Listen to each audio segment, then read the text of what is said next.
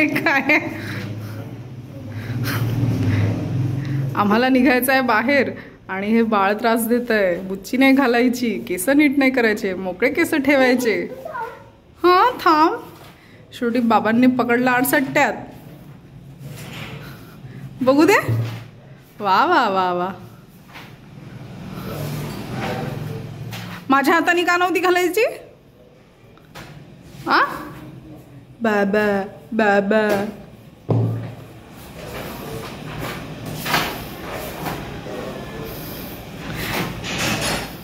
हिचं शाळेत नाव टाकलं की माझं एक टेन्शन कमी होईल. दोघी पुरींचे केस बाबा,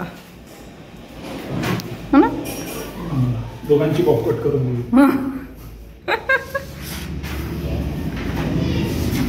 खूप बेकार घातल्या गेलेली आहे. तिरपी तारपी झाली ती.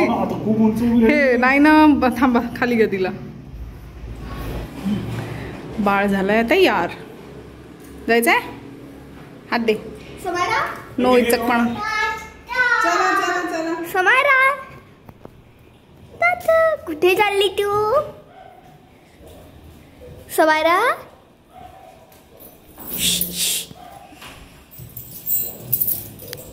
ते नको, बंद करते, बंद कर. Hello everyone, welcome back to our channel. तर आता वाजले होते रात्रीचे 8:30 आणि आम्ही निघालो होतो यांच्या मित्राकडे जायला. तर इकडे आम्हाला भरपूर ट्रॅफिक जाम लागला आणि आम्हाला आधी माहीत नव्हतं की कशामुळे. नंतर कळलं की इकडे एक पॉलिटिशियन आहे, त्यांचा वाढदिवस होता. तर त्याच्यामुळे सगळं सेलिब्रेशनची गर्दी होती. तर इकडे केळाचे खांब वगैरे लावून प्रत्येक चौकात वगैरे सेलिब्रेशन सुरू होतं. खूप फटाके फोडणं सुरू होतं. अगदी ट्रॅफिक पोलीस थोड्या थोड्या अंतरावर सगळं ट्रॅफिकला कंट्रोल करत होते. आणि रस्त्यावर इतका कचरा झालेला होता की बाप रे बाप. म्हणजे दिवाळीतसुद्धा इतकं इथे फटाक्यांचं दिसत नाही. तर भरपूर फटाके फोडले आणि हळूहळू मग थोडंसं ट्रॅफिक क्लिअर झालं आणि आम्ही गेलो. आणि सगळ्यात जास्त नवल हे वाटलं की 8:30 वाजता हे रस्त्याचा असा हाल होता आणि आम्ही साधारण 10:30ला वापस घरी गेलो. तर तेव्हा पूर्ण रस्ता चक्क होऊन गेला होता.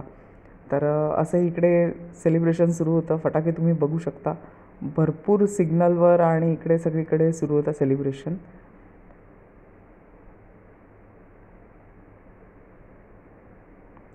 त्याच्यानंतर हा आहे दुसरा दिवस. तर ह्या शेंगा ज्या आहे माझ्या घरी ज्या हेल्पर येतात त्यांच्याकडच्या, त्यांनी आणून दिल्या होत्या. तर मी आता त्या निवडणार आहे. कशाचं थँक्यू म्हणते तू? कशासाठी थँक्यू म्हणत आहे? पाणी दिलं म्हणून? हां अच्छा.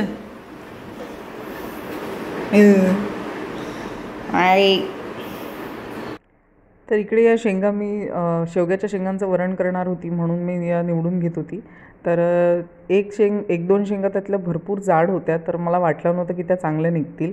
तर ती मी पहिले घेतली आणि इकडे तुम्हाला आता दाखवते की त्या शेंगा खूप छान कोवळ्या होत्या. आणि फरक बघा तुम्ही, जी नॉर्मल शेंग असते ती आणि ही जाडवाली.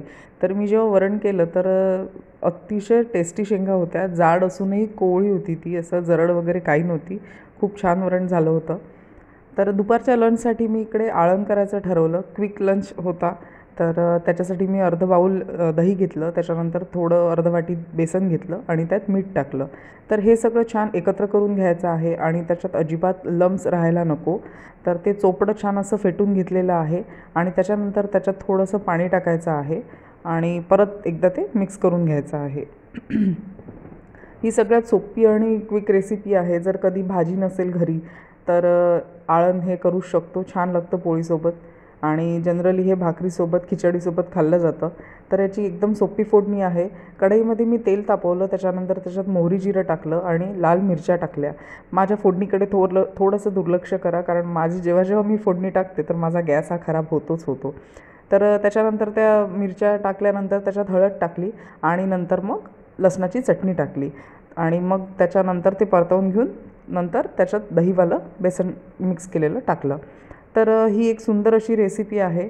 तर हे छान खळखळ उकळू द्यायचं आहे आणि आपण किती मेंबर्ससाठी बनवतो आहे त्या हिशोबाने आपण प्रमाण घ्यायचं आहे. आणि किती पतलं हवं असेल तर पाणी जास्त टाकायचं, नाहीतर घट्टसर राहू द्यायचं आणि भरपूर छान असा कोथिंबीर टाकून हे सर्व करायचं. तर खूप छान लागतं हे खिचडीसोबत पण. तर नक्की करून बघा तुम्ही हे आळण. याची कन्सिस्टन्सी तुम्ही बघू शकता.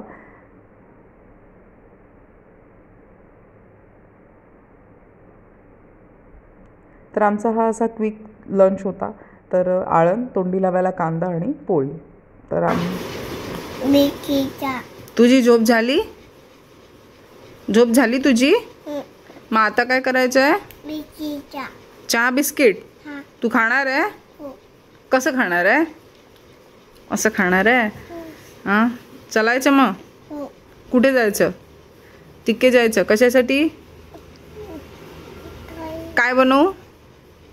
मिकीचा बिस्किट बनवू?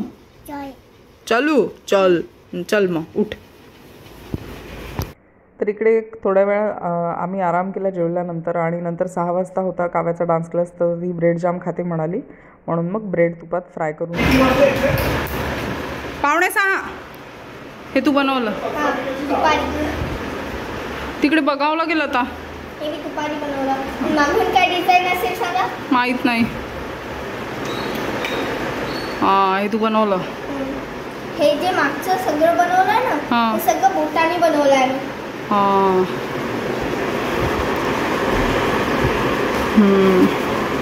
छान बनवलं. आणि इथे थँक्यू लिहिलेलं. बरं, पण आता 6 वाजता ना बेटा, 5:45 झाले. चला पटकन, डान्स क्लासला उशीर होतोय. चल समायरा. हां मदत चला. करत आहे का असं असते त्यांना.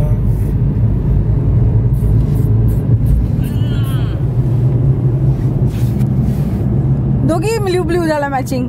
तिघही बाबा डान्स करायला चालू. बाबा, काव्या आणि समायरा तिघं पण मॅचिंग. तू जाणार आहे का ताईसोबत? हो.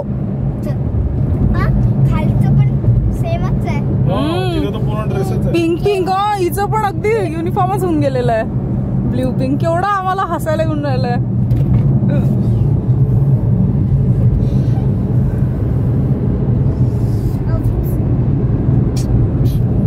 सुसाट पळवून राहिले साहेब गाडी. 6 वाजता डान्स क्लास होता काव्याचा. 6 आम्हाला आता रस्त्यात वाजले. किती आहे?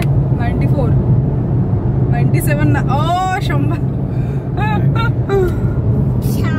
रस्ते चांगले असल्यामुळे काही टेन्शन नाही.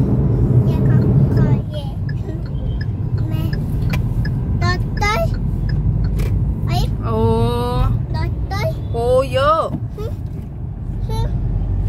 काय लाजली. हा, कुठे जायचं? बरं मला सांग आधी. तू आधी सांग, मग मी सांगते तुला. ठीक आहे? हा, कशासाठी जायचंय डॉक्टरकडे? दाखव तू आधी. दाखव. वरती मान कर. हा, हे आमच्या ध्यानोबानी मस्ती केली होती. स्लीपर घातली आणि मग पडली जोरदार. मग सिलेंडर पडते गळ्याचं. कशाला फिरतात माहिती आहे? इलेक्शनच्या नावाने. अच्छा, हा. तुम्हाला आठवते? हे लोक काय म्हणतात त्याला, काहीतरी नाव आहे, मार्च करतात ते लोक. हा, जे गुंडे बदमाश असतात ना, त्यांना धमकवायला असते हे की स्टेट गव्हर्नमेंटनी जय्यत तयारी केलेली आहे, सगळं कलेक्टरच्या अंडर जाणार आहे, तर आता कोणी बदमाशी नाही करणार आहे. मॉडल कोड ऑफ कंडक्ट लागायच्या आदल्या दिवशीपर्यंत दाखवले जाते आणि त्याच्यानंतर तर मग सगळं कलेक्टरच्या हाती चाललं जातं. तुम्हाला आठवते मागच्या वेळेस खूप ते बायकांची पण एक ट्रीम होती मला वाटतं. नाही, आणि मी घेतला होता तर युट्यूबवर पहिला व्हिडिओ शॉर्ट यांचाच टाकला होता. हो, डॉक्टरकडे जात आहे आता. तिची मजा येणार आहे. हॅलो सगळ्यांना, गुड इव्हिनिंग. आम्ही निघालो आहे डॉक्टरकडे. काव्याला सोडला आहे डान्स क्लासला आणि आम्ही चाललो आहे समायराला वॅक्सिन द्यायला. तर तिचं पेंडिंग होतं, तर आता ते द्यायला चाललो आहे. तर तिला वाटत आहे की ती आता मध्यंतरी, म्हणजे तरी मागच्या मना इकडे हो, इकडे ये. ती 1 आठवड्या आधी, पिल्लू इकडे हात दे मला. शोनू हात दे. इकडे ये. हा, बाबा इथेच आहे. मागच्या 1 आठवडा आधी ती स्लीपर घालून पडली. माझी स्लीपर घातली तर ती पडली, तर ते हनवटी एकदम जमिनीला टेकली, तर ते हिरवं निळं झालं. मग तेव्हा आम्ही डॉक्टरकडे, डॉक्टरकडेच जात आहे. डॉक्टरकडे गेलो तर दवाखाना बंद होता. तर तेव्हा त्याच्यानंतर मग हिचा बर्थडे होता, मग असं काही झालं, मग ते तसं तिचं कमी पण होऊन गेलं. मग आम्ही काही डॉक्टरकडे आलो नाही. पण तेव्हापासून ते डोक्यात आहे की डॉक्टरकडे जायचंय याच्यासाठी, तर ते तिचं सुरू आहे. आता बिचारीला वाटत आहे की डॉक्टरला हे हनवटीचं दाखवायला चाललोय, पण ऍक्च्युअली तिचं वॅक्सिन करायचंय. तर आता आम्ही पोहोचलोच आहे डॉक्टरच्या इकडे. 1 मिनिटात आता आतमध्ये जाऊ.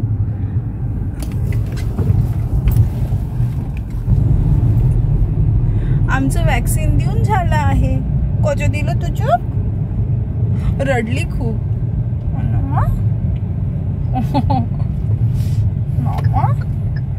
पायाला, दोन्ही पायाला दिलं.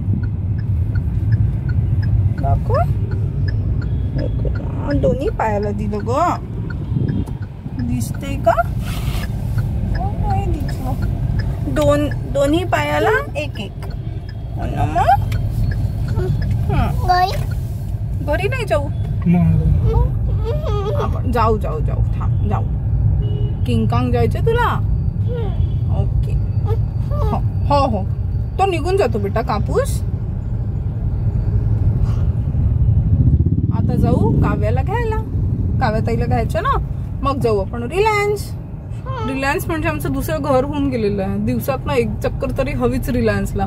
कसं करून जेव्हा बाहेर जायचं नसतं तर घरात बसवतो. घराच्या बाहेर निघाल्यावर मग 1 चक्कर तर हवीच. नका ना. काढला बाबांनी कापूस. ठीक आहे.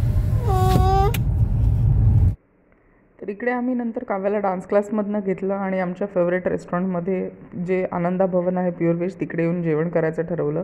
कारण समायरा रडली भरपूर होती आणि डॉक्टर म्हणाल्या होत्या की तिला थोडंसं स्वेलिंग येईल पायाला आणि गाठ वगैरे पण येऊ शकते.